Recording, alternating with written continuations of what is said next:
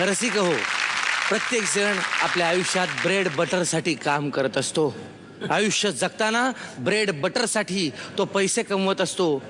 काही माणसं जी असतात ती ब्रेड बटरसाठी काम करतात, काही माणसं जी असतात ती ब्रेडवरच काम करतात. असा एक कुक आमच्याकडे आहे जो ब्रेडवर काहीतरी करणार आहे. फार वेळ न दवडता मी त्याला बोलवतो. तुम्ही मात्र तुमचे दोन्ही हात एकत्र करा. त्याचं स्वागत करण्यासाठी समीर चांदरकर.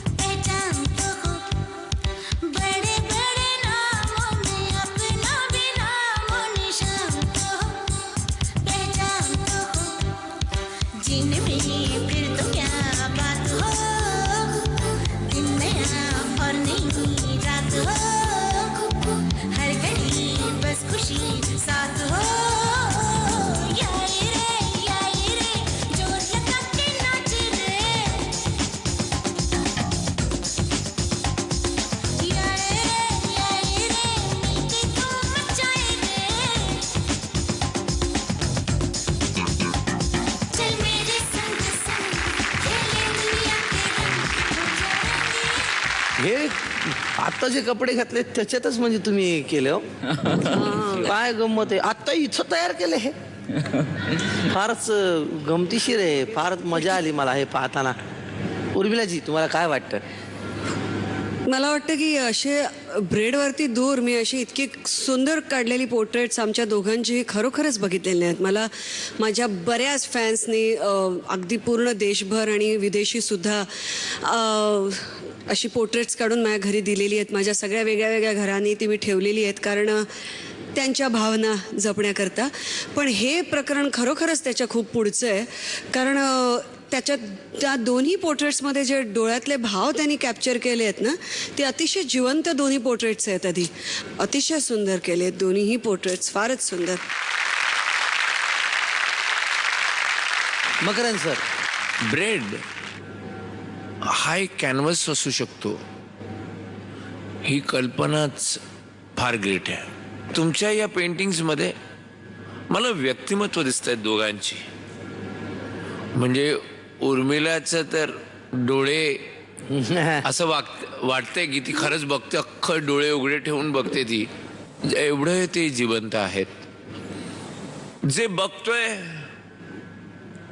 ते ग्रेट आहे. तर आता मकरंद सर, उर्मिलाजींची पदकं आपल्याला कळणार नाहीत. मकरंद सर, तुम्ही किती पदकं द्याल? आणि मी फोटो मधल्यासारखी फक्त बघत राहणार आहे. काय किती मस्त आहे. किती पदकं द्याल सर? 9. 9 पदकं दिलेली आहेत मकरंद सरांनी. वा.